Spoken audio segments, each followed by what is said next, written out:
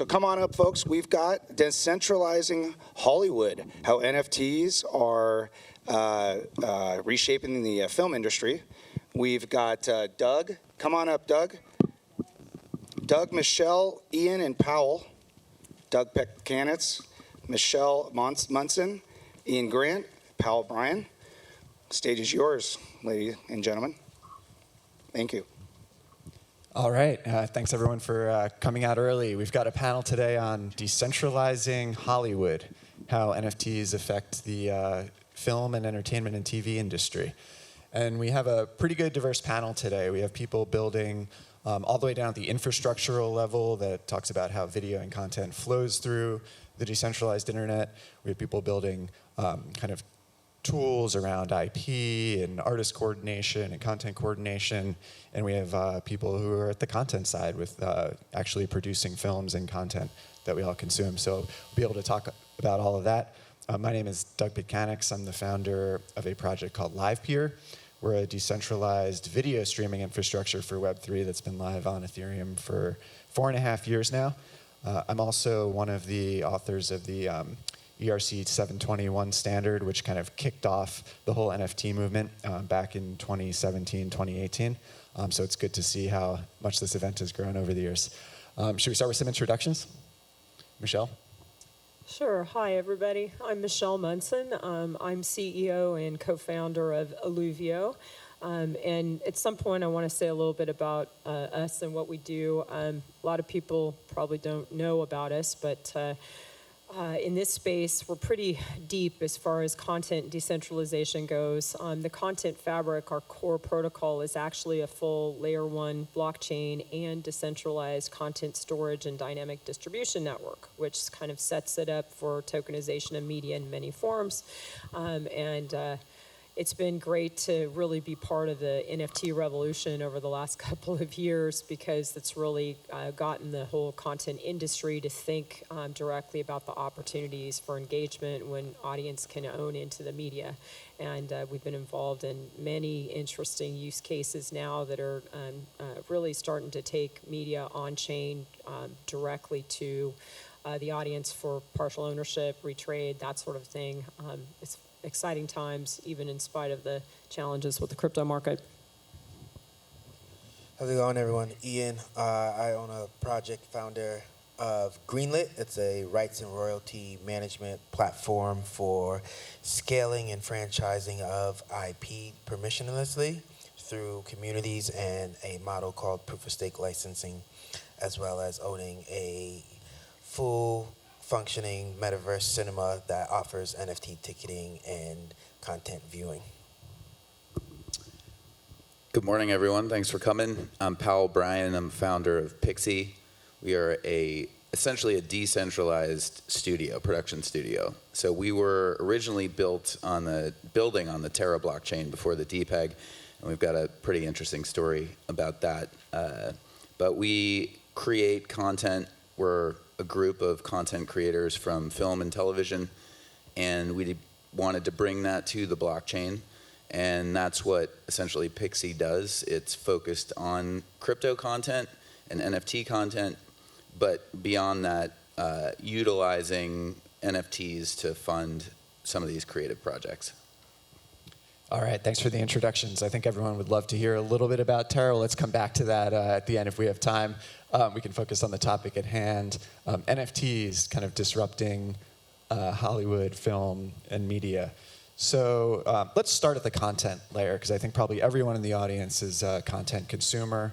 Poull, as a filmmaker, really curious how you see NFTs impacting, enabling new things in your creative process. Is this really kind of just about access to capital and fundraising things, or can NFTs actually affect the content experience yourself and how you think about the films you're making? Yeah, no, I think that's a great question. I think so. As we started to set up our initial projects with different creators, a lot of people sort of came into the conversation thinking that NFTs were really just a way to grab money and raise funds for a project. And then I think what we tried to help them see is that it could be a lot more than that. First of all, a good NFT project, if you're going to be successful at raising funds, I think we've seen most of the creators have had a pretty significant, brought people along on a significant journey that's entertaining, right? Like you're involved in this partially, potentially out of speculation, but then also because like it's great, fun art to interact with, and people talk about it and get excited about it, and what's your PFP, and this and that, and all the other things that go with that. So we started to sort of break it down just in terms of like, hey, this could be a great way, NFTs could be a great way to raise funds for your project, but only if you do it in a way that's actually contributing something to the ecosystem that you're looking to raise funds from, right? And then expanding from there, like what are all the things that you can then do with it. So sometimes what we would do is just take like a project, start thinking about a project and backtrack towards who are the characters and what's a compelling way to launch this as an NFT project, right? And then looking at from there moving forward, like, okay, talking with content creators about like NFTs as a storytelling medium in and of itself, right? So it doesn't just have to be that it's what it is right now, right? So you're looking at the future where there's a lot more interactivity, a lot more video content in NFTs. And what we are hoping to do is really to be able to help filmmakers and video creators, content creators in general, be able to tell moving stories through NFTs as a medium. So yeah, I mean, I think it's not there yet. I mean, you've seen, mostly what we've seen is animations, right? But they're not necessarily telling a story. It's like, it's one thing right now, and I think the thought that it doesn't have at least the capability to change and to evolve significantly from here to where, you've got content creators that are all of a sudden, like filmmakers that are all of a sudden like, oh, I didn't know you could like tell stories through NFTs that way. And I think that's really like what's the most exciting to us about the NFT space is really just this fact that there's this whole untapped sort of genre of content that really hasn't been able to experience or expose itself through NFTs. I was really excited to dovetail on this about NFTs as a storytelling medium. So, I mean, I really think that this is just unlocking a whole new, sort of like not only generation, but maybe era of possibilities. Just to tell a few. Right now, we're involved in the Munson property, which is WWE, Worldwide Wrestling's new NFT experience. And the whole point of that is to create a storyline that evolves through the actual transformation of the NFTs themselves in conjunction with the live events that happen that WWE has in their competitions over the course of a year, such as Hell in a Cell, Money in a Bank, etc. And what happens in this case is that the actual NFTs are not just collectible tokens, they actually transform as time passes into specific video from the archives based on who wins. There are also unique storylines in this that allow for gamification based on what happens in the tournaments, both on the male and the female side. I can't get into all the details of that, but essentially the NFTs themselves are transforming after they've been acquired by the buyers and as they're being retraded on the marketplace. And a corollary to this, I just wanted to mention too, we were involved with powering basically the Masked Singer television show, which ran also a similar kind of experience in tandem with the on-air TV show, where the users were essentially participating in an NFT game that was voting on who would be unmasked on show and had rewards accordingly. And I think this is just the beginning. I mean, getting into full-length feature films that could have branching narratives where based on, even how the community or DAO votes determines what comes next in the storyline. This kind of thing can be done with, content that is effectively on-chain and can update this way. Yeah, we started talking about kind of innovative types of content and moving from pictures to videos to things that change over time. Michelle, I'm glad you talked about kind of on-chain triggers for those sorts of events, DAO voting, governance processes, et cetera. I think it's really important to think about what Web3 and blockchain check kind of uniquely enables. Like you can always create content in different formats, right? That's not new. But what is new is when you actually have these kind of on-chain smart contract type events that deal with things like kind of audience interaction through coordination and voting, access controls through tokens and token gating, these sorts of on-chain enabled primitives that didn't exist in the previous world, I think is really interesting. That brings us to kind of an evolution of the other side of kind of content. It's IP and content rights. And Ian, I know you're doing a lot of thinking about the future of what IP and content rights look like enabled by on-chain mechanics. Want to tell us a little bit about how you're thinking about that?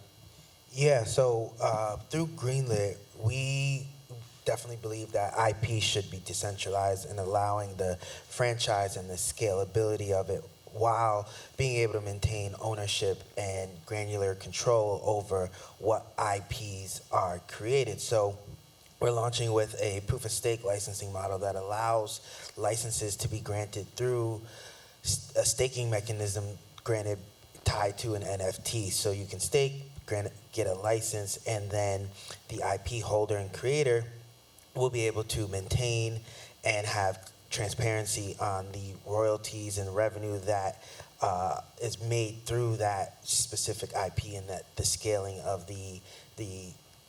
any of the derivatives, merchandising, toys, games, novels, anything of that nature, by taking either on-chain or off-chain data, bringing it on-chain, and kind of having it resolve within the payment layer and payout to the IP holder.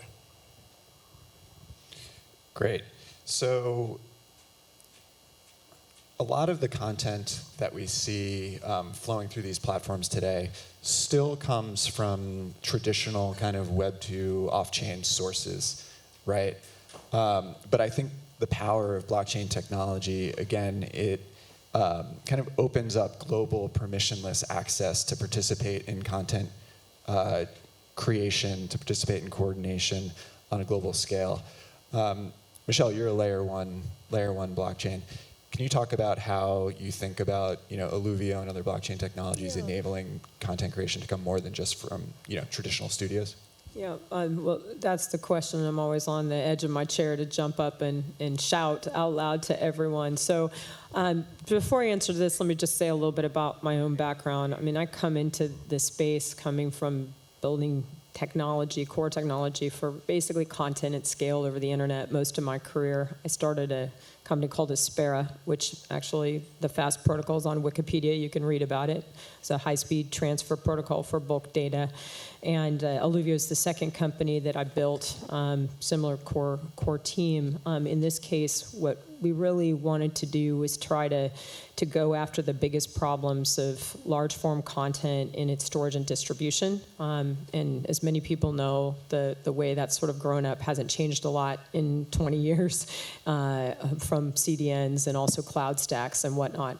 So, kind of getting to the point of this question, we felt like even before this NFT craze, we started this in summer 2017, the concepts brought it out in 2018. We thought that there could be an opportunity to essentially create a native protocol that would be decentralized for programmable content. Programmable content in all ways that it creates its own representations in that network, and that it might be possible to design a real-time protocol to support that could scale infinitely, right? And along with that, there's also the possibility to natively tokenize that, the versions of the content, the access control of the content, the policy that relates to it, so that all of that's effectively on-chain. And the ownership, the provenance, the re-encryption to get it to the audience is also effectively controlled with on-chain authorization. So all of that said, this kind of sets up a different set of possibilities as compared to Web 2 content distribution. And I think one of the biggest points of maybe education for everybody right now is that most of what's being done with NFTs and content is Web 2 content plus NFTs in some way married together. And what you lose with that is really all of the inherent on-chainness that you'd like to accomplish from tokenization. You'd like to ensure you have exclusivity, ownership, uniqueness, the ability to actually have the data provenance relate to the personalization of the media. And without that direct linkage, that's really not possible. And I think most people are just starting to realize this in terms of what the limitations of Web 2 plus NFT experiences, and we're excited to see where it goes. Great. So we're going to see content that's more crowdsourced, it's more programmable, it becomes more creative in terms of the evolutions of what you can do with it. Let's talk about kind of one of the elephants in the room that's kind of hurting Web3 content from reaching the mainstream mass market the way that Web 2 power structures enable, and that's distribution, right? I'm not talking about technical or physical distribution of the data. I'm talking about eyeballs. And how is this new content going to be consumed? Where is it going to be consumed? Ian, I think you've done some interesting experiments around new type of consumptive experiences inside metaverses, for example. Can you tell us a little bit about where you see people consuming, engaging with this content, and how that's going to grow? Yeah, so we actually threw a film festival at our theater in the metaverse that offers fully functioning programming, scheduling, and streaming of content and NFT ticketing and gating. And so through that, we plan to extend that out into like in real life physical festivals and be able to have this hybrid model of being able to watch content immersively, but also participate and interact with live Q&A, live streaming, live interactions that are happening in real time, in real life. And so, with that and being able to show content in the metaverse, right, it lends this hands to, the NFTs that we were talking about earlier, and the immersiveness and the interactiveness of kind of immersing folks within the content and immersing them within scenes, allowing them to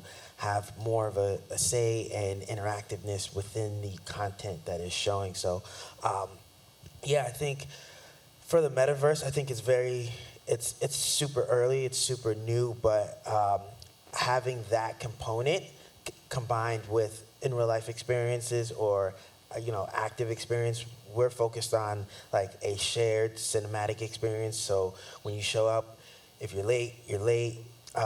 You can see the other people, you can interact with them, you can talk with them, but it feels and acts like a real movie theater. And so we wanted to create a form of distribution that was on chain that can sit there and be programmable for the royalties and the splits of, creative equity if you want to, have the back end be able to rewarding cast, crew, and things of that nature. So we built a ticketing contract that can do all that and supports the ticketing and gating. And so, now we're working on expanding that and partnering with hybrid people who want to do hybrid experiences, both in real life and virtual, and kind of be an online component of that. Cool. Powell, as a filmmaker, do you want your content in as many different distribution platforms, channels, and immersive experiences as possible, or do you want to have a controlled end-to-end polished experience where it's just consumed in a lean-back manner on your couch or in a movie theater? I mean, I think, content creators have their own opinions on this that would probably range. You hear people that really still want to have, a theatrical distribution.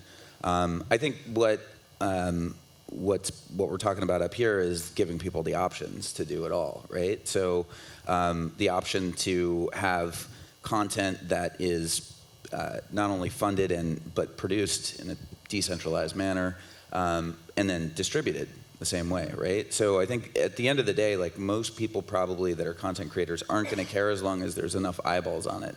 And I think one of the things that'll be an interesting challenge is to really get those eyeballs in the space right now, and sort of because I think for all of us it's like we could talk about different platforms, different protocols, different L1s, all these different things that are in our space because that's what we do every day. But at the end of the day, we want our users to just know that they're going to find your content easily and be able to watch it, right? So I think that's kind of like a part of what we do as well at Pixie is just content that helps onboard the next X number of users. So whether it's to any of the the projects that's up here or other L1s or whatever. I mean, the goal is really to just give people this sort of experience that just gets them as fast as possible to what they want, right?